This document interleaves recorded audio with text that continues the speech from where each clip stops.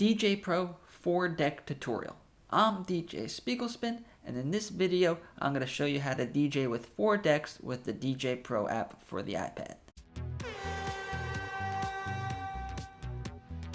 The ability to DJ with 3 or 4 decks gives us so much more opportunities to be creative and be prepared for our DJ sets. So the fact that DJ Pro has such a well-designed 4-deck mode makes this app so much better.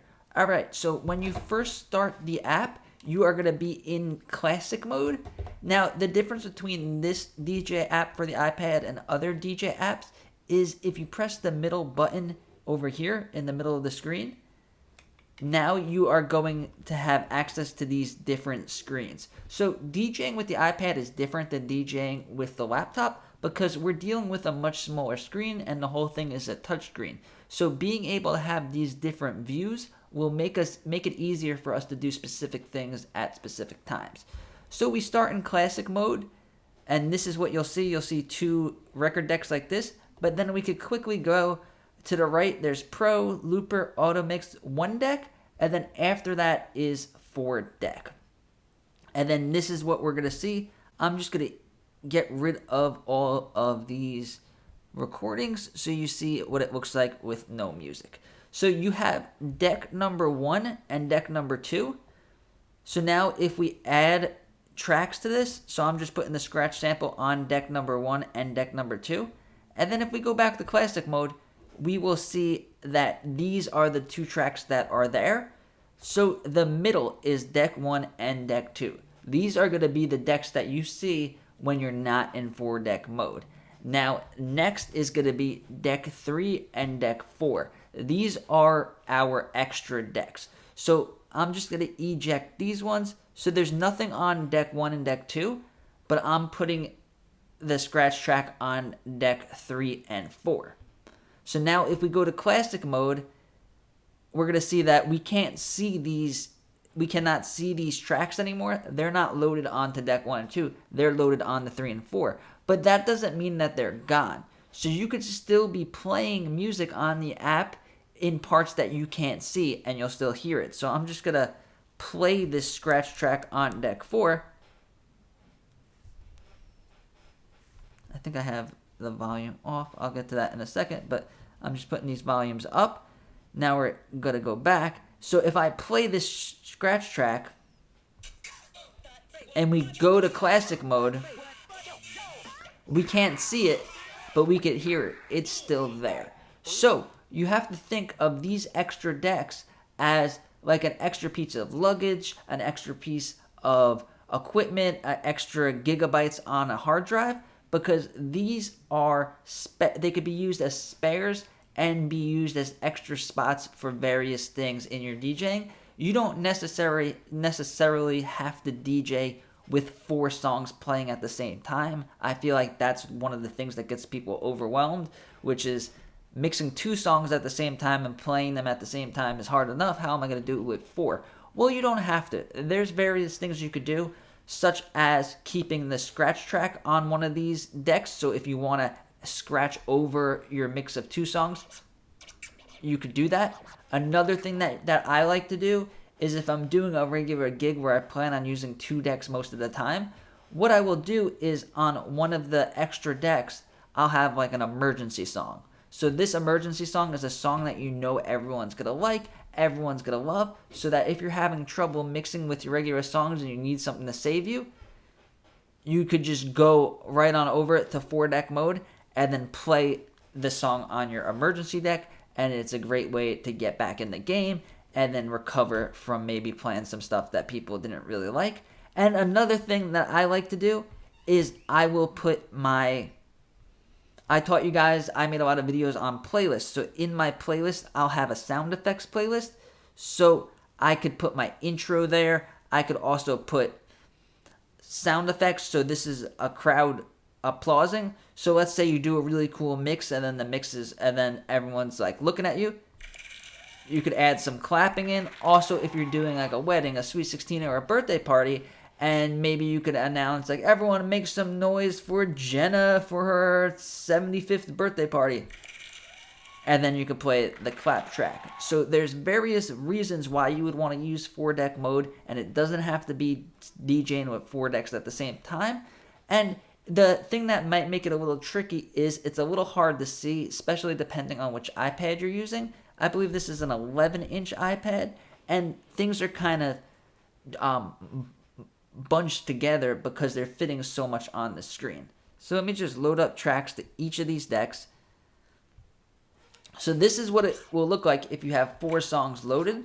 This is the first screen that you'll see. And then at the bottom, I'm just going to show you with the deck 1, just for the example. We have our set.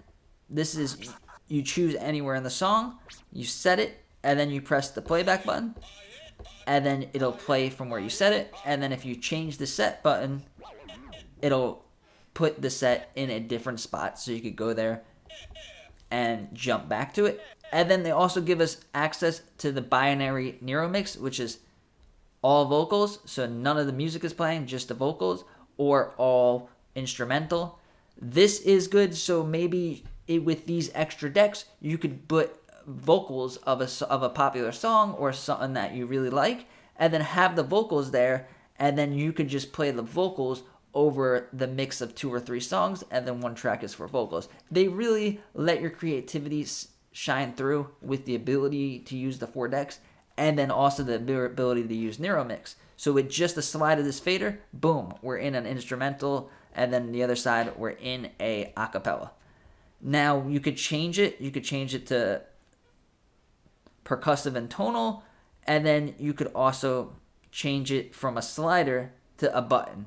So this is only vocals, and then this is only instrumentals. It's whichever's easier for you. I personally like the slider because you could just simply slide it on over, and there you go. Now, you could change the crossfader assignment. So this means that on the left side of the crossfader, it is going to control these 2 decks. And on the right, if you look down here, it's going to control the right side of the crossfader. So just like if you were doing 2 decks in classic mode, so left is the left side of the screen, right is the right side of the screen. So it still stays that way, and it makes it easier for you guys to get used to it faster because it's the same way that it was. Now, you could change it. You could do through. So I've never set it to that, but I think that that'll be playing automatically. Let's just test that out.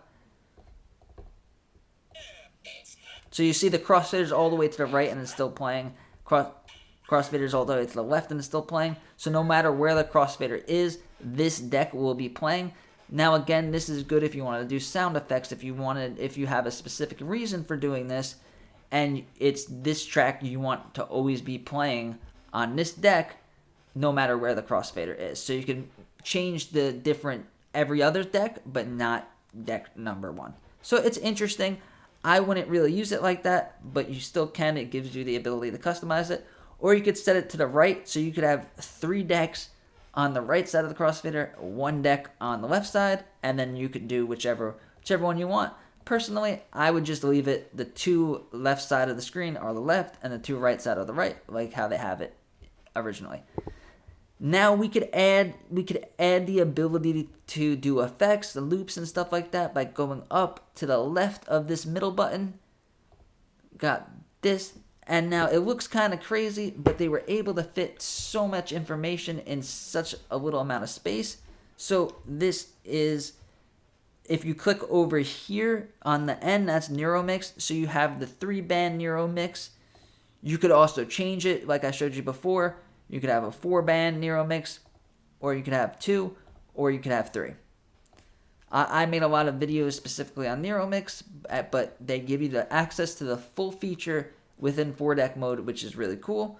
And then you still have the feature down here with the little button with the slider. We got loops.